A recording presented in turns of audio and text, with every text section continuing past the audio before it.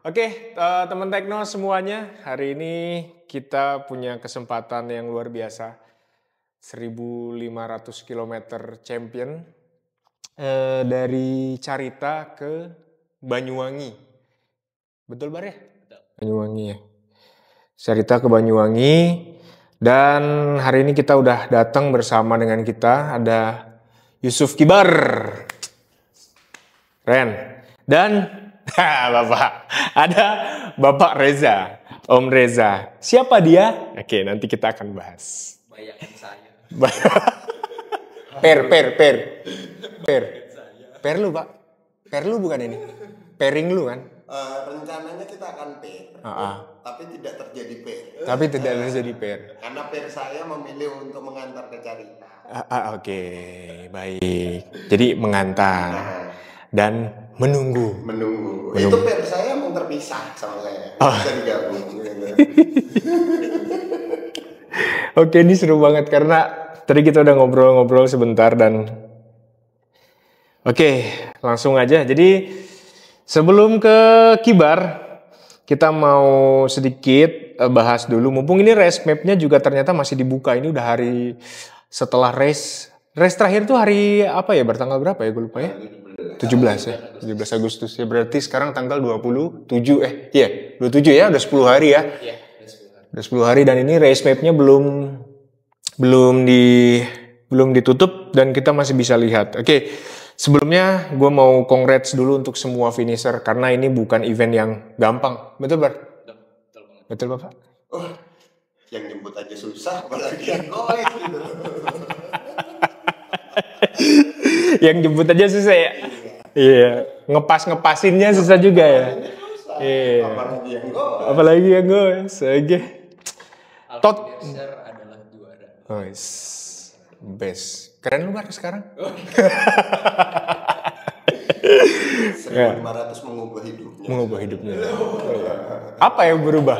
Nanti kita masuk dulu. Oke. So, jadi total tuh berapa peserta sih, Bar? Yang start tuh 149. 149 ya. Oke.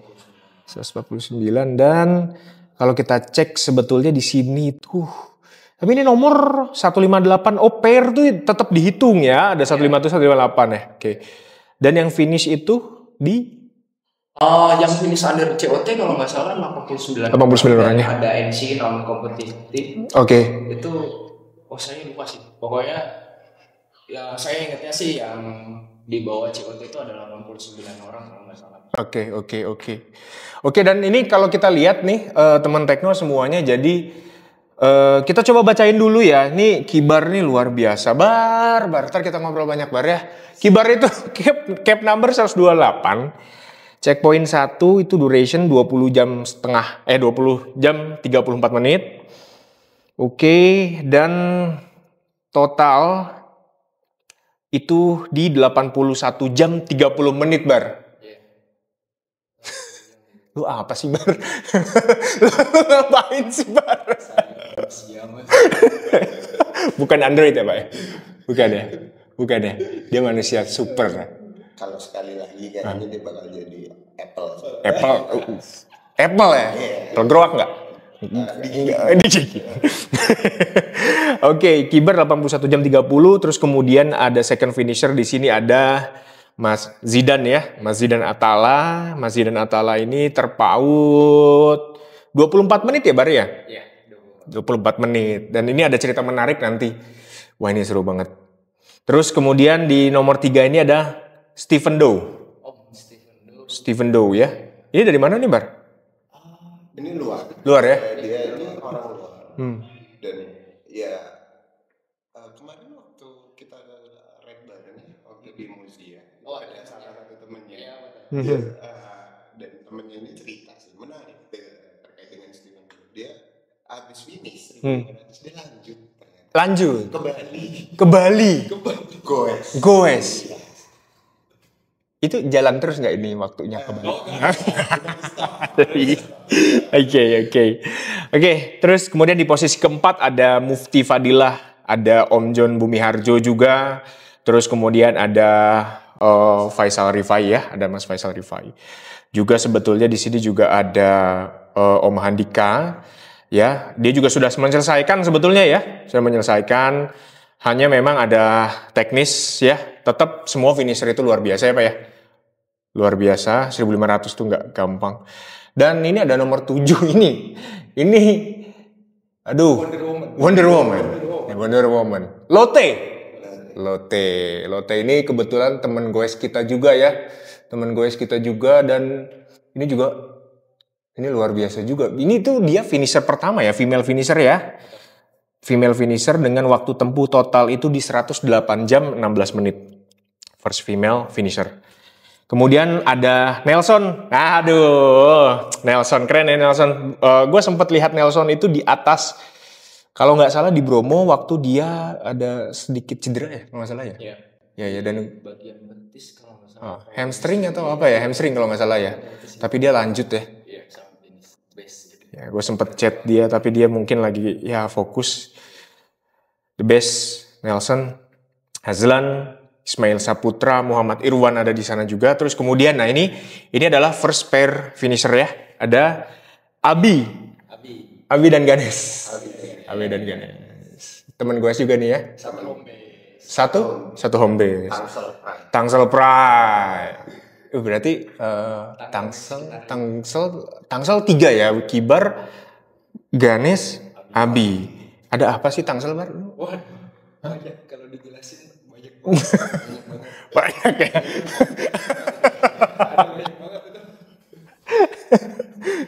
Iya. Jadi Abi sama Ganes ini juga ya satu circle lah ya, sama ini ya teman-teman semua di daerah Tangsel ya. Oke, ada Om Tri Hadi Siswanto, ada Mbak Fian. Halo Mbak Fian the best, ini menjadi second finisher juga ya. Oke. Woman-nya female finisher ya, second ya. Oke. Dan banyak di bawahnya. Kita sebelumnya mau mengucapkan juga selamat untuk semua finisher, karena sekali lagi ini bukan event yang gampang.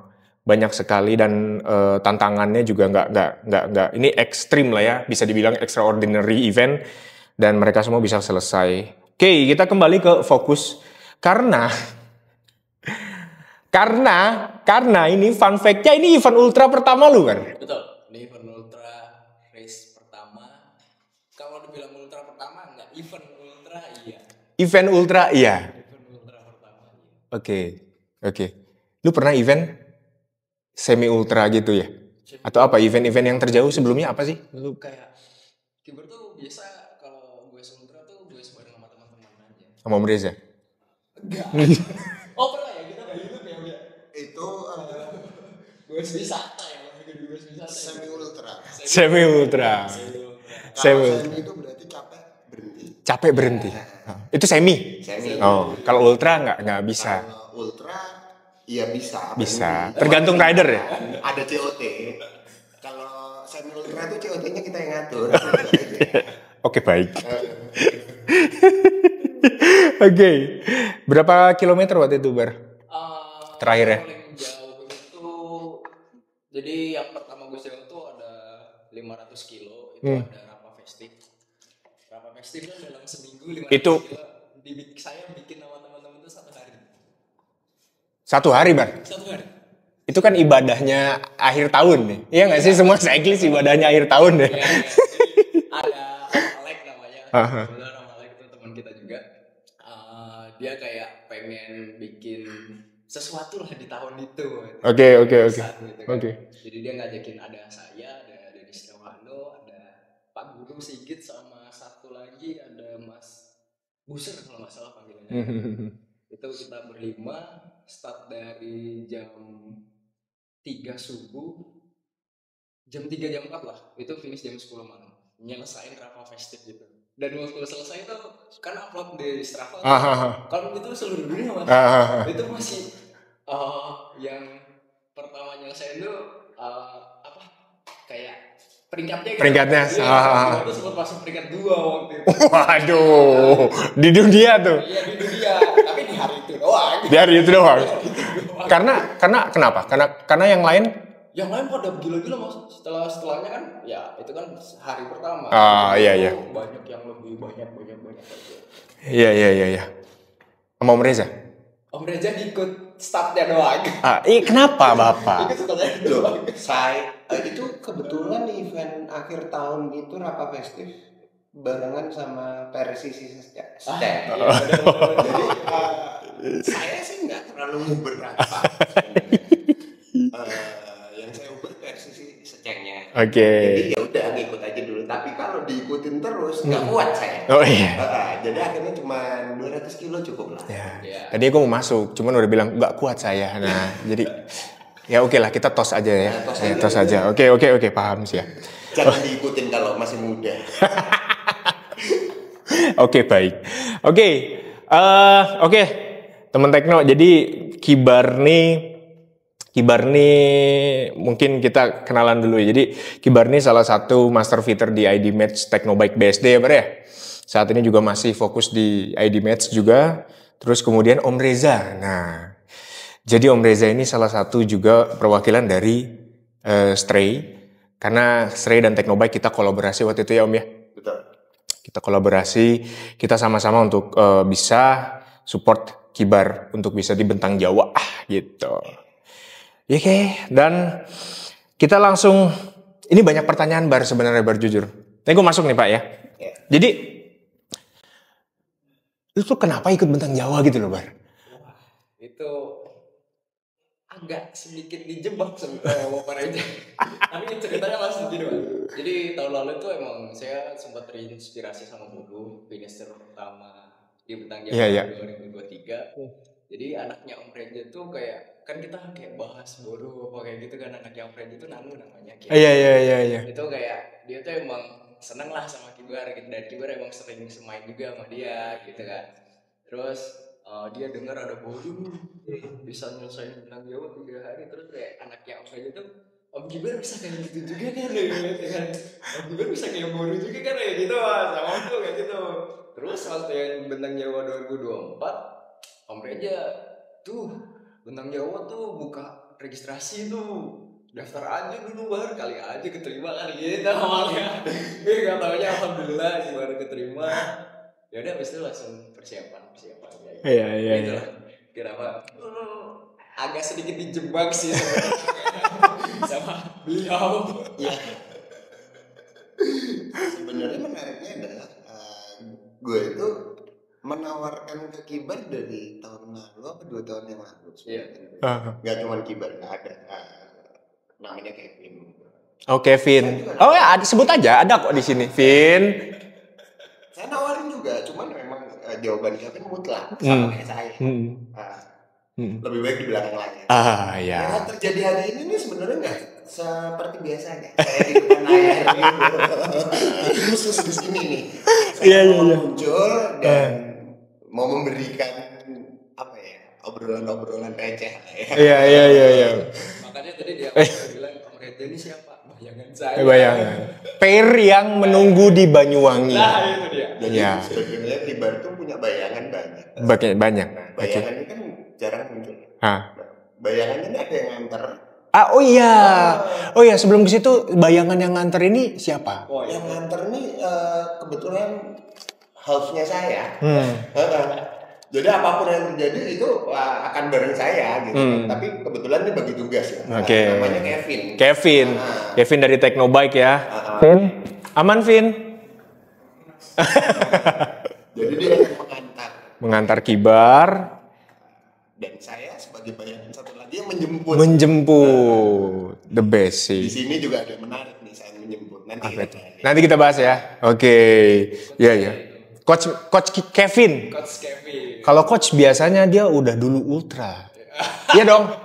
Tapi ternyata enggak. Dia prinsipnya gini Mas. Ahli strategi gak pernah ikut perang. Berarti kalau tandanya dia ikut perang ada sesuatu. Ada sesuatu yang aneh. Oke. Tapi gue pengen lihat dia perang. Saya juga pengen banget. Sebenarnya saya juga pengen. Bagaimana kalau kita jebak dia?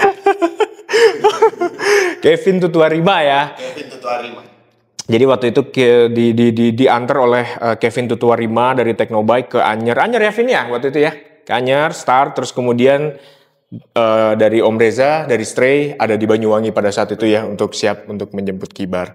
Jadi kita kolaborasi sama-sama. Nah, ada yang menarik ini. Jadi pakai RM ya. RM tuh road machine ya. Nah, ini sepedanya. Nanti kapan-kapan mungkin kita juga akan ini kali ya, kita akan bahas ya setupnya Kibar lebih detail ya. Ya. Ini RM Road Machine 01 ya, Road Machine 01. Iya, dan sebenarnya sepeda ini juga dipakai sama Mbak Anita ya, Pak ya waktu itu ya? Iya, Anita View ya. Tahun lalu juara Women BJ 2023. Iya, BJ First Female Finisher ya di BJ 2023 ya. Oke. Nah, jadi pada saat itu memang RM Bar. Kenapa lu putuskan pakainya road machine?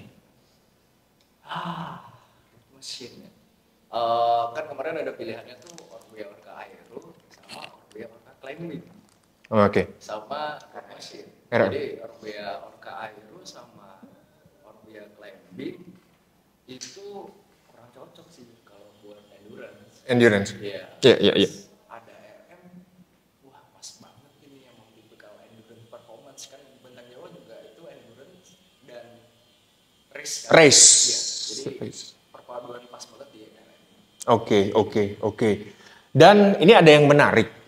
Jadi ini technical nih Pak nih. Jadi dia depan pakai 4633, belakang 1033 Bar ya? 1033. Hampir 1:1 tuh. 1:1. Sorry, udah 1:1, 33 ketemu 33 ya. Iya. Kenapa Bar? Kenapa setup lu sampai di situ gitu? Padahal harusnya kalau kiper nggak 1:1 lah, itu untuk pemula. Kalau kita kan 1:1,5. 1:1 menurut gua agak dia kayak ngefood sih. Jadi si bawaan full bike-nya si RM ini dia sepeda endurance emang udah dipikirin dia sampai sejauh itu Mas. Jadi itu setupnya emang udah pas banget.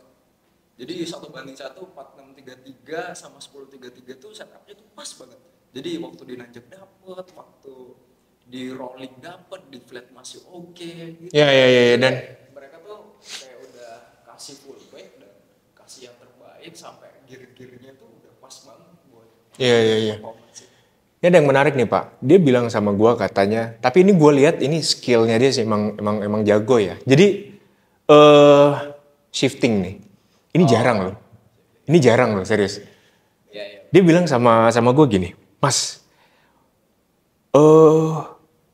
gue itu dapat banget feel ketika gue rolling. Jadi ketika dia turun, kan kita sempat lihat ekstrim tuh turunnya dia ya. Turun lu ekstrim kan? Udah kayak ya Tour de France. Turun lu waktu itu ke capture. 76 km per jam, Bar. Enggak, lu nyadar gak sih itu lu 76 km per jam?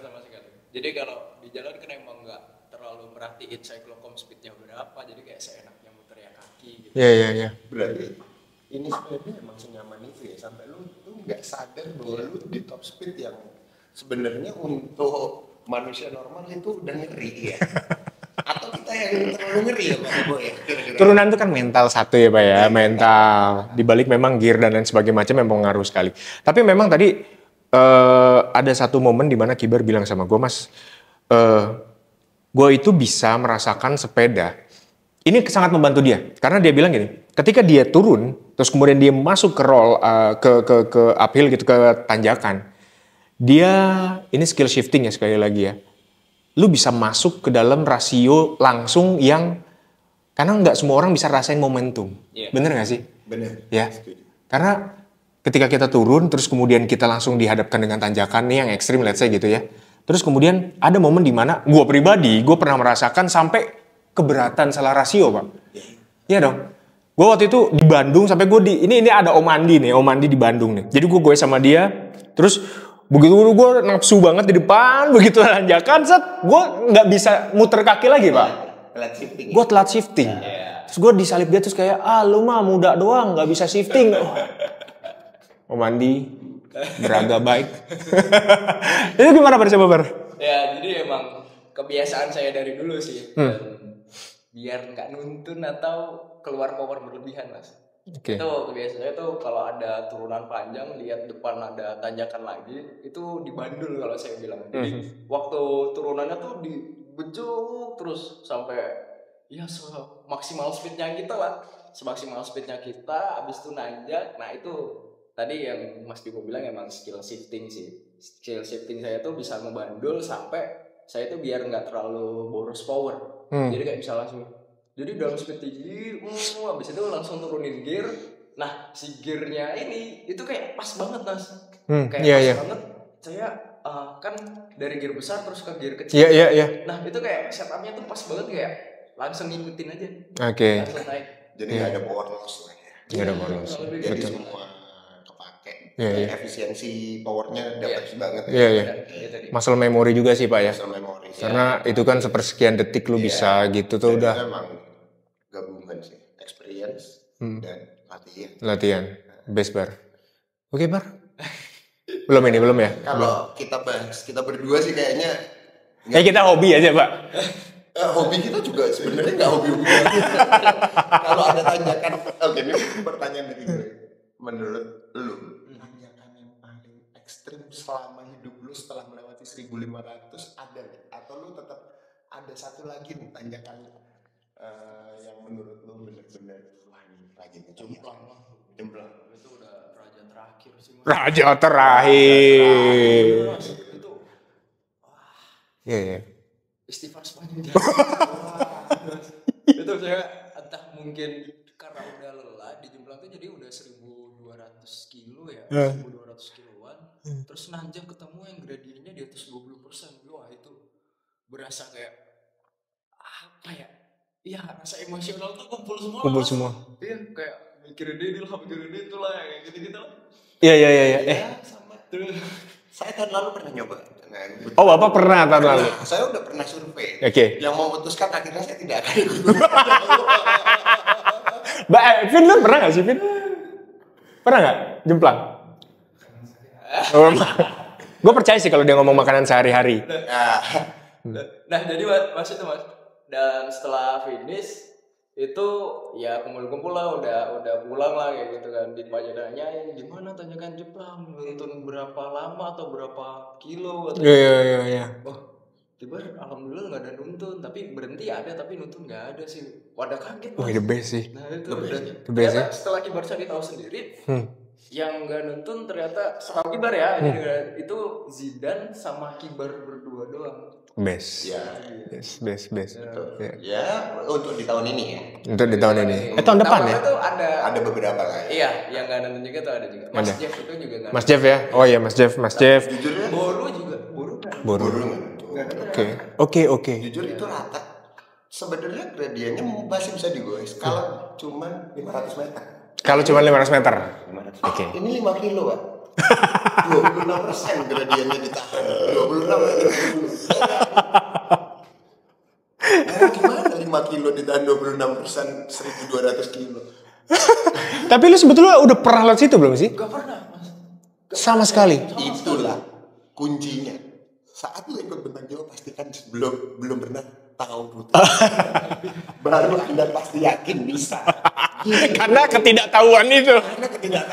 Salah satu lagi Mas. Saya dari dulu tuh memang kayak punya bukan prinsip ya, kayak adalah ya bisa dibilang prinsip juga sih. Saya nggak kalau misal jangan sampai di tanjakan tuh nuntun. Kalau latihan kalau di situ mau berasa mau nuntun, saya malah putar balik Mas. Berarti saya belum bisa lewat tanjakan itu. Oh ini prinsip. Ini prinsip. Karena prinsip gue beda sih Pak.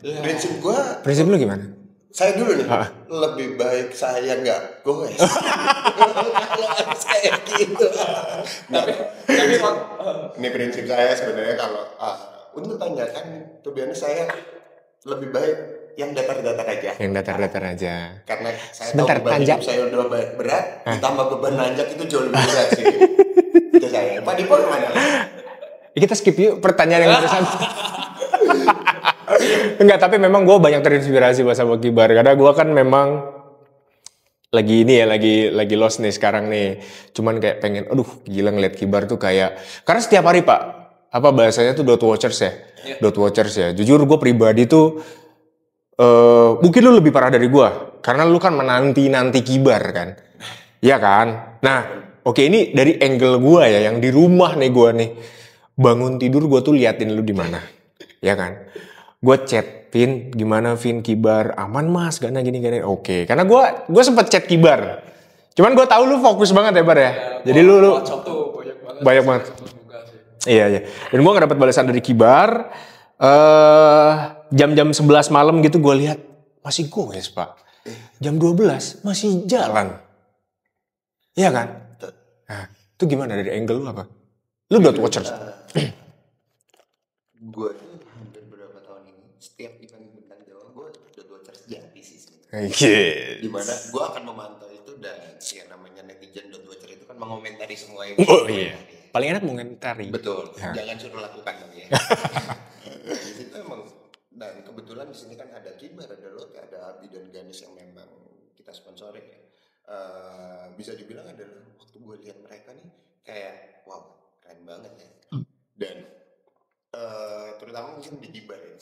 Dia ini setahu saya selama gue SD tuh nggak pernah mau lebih dari 100 kilo. Sebenarnya.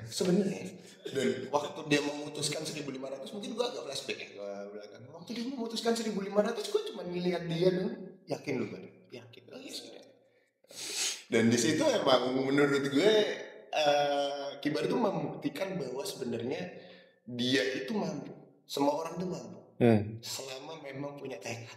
Iya. Dan gue setiap kali ngeliat Bentang Jawa dan terutama lihat Resmen, itu gue ngeliat orang-orang yang punya tekad yang luar biasa. Betul. Dengan semua hal rintang yang terjadi, apapun yang terjadi, gue merinding untuk melihat mau dari itu yang terdepan dan yang paling belakang, tapi usaha mereka untuk nyelesain itu 1.500 top sih. Iya, betul. Gue kalau ngeliat Kibar itu meningkatkan semangat gue untuk goes. Iya, setuju. Tapi nggak 1.500 kayaknya. 1.200 ada nggak sih Bar? Kasih lah Bar. 1.200 ada dikit. Kalorinya boleh lah, 500 kalori per hari, oke lah. Kalau kilo kayaknya gue nunggu arahan coach aja ya. Coach ya? Coach Kevin. Oke. Dia emang gak mau on cam sih memang. Apa? Gak mau on cam dia. Enggak, ya karena itu tadi ahli strategi. Ahli strategi gak mau ya? Oke. Bahaya kalau dia muncul sekali itu berarti sedang tidak baik-baik saja. Oke. Nah, ini gak akan bisa terjadi kalau memang gue tuh sangat yakin. Karena gini, ini ada fun fact juga nih Om sama Kibar. Kevin tuh bilang sama gue, Vin, gimana Vin Kibar? Yakin mas saya. Dia tuh selalu ngomong gitu. Insting coach itu nggak pernah bohong. Yakin mas saya serius. Karena waktu itu gue lihat memang dia posisi kan 3-2 gitu Bar ya. Lu tuh salip-salipan kan ya. Nah terus kemudian gue tuh kayak bertanya-tanya gitu.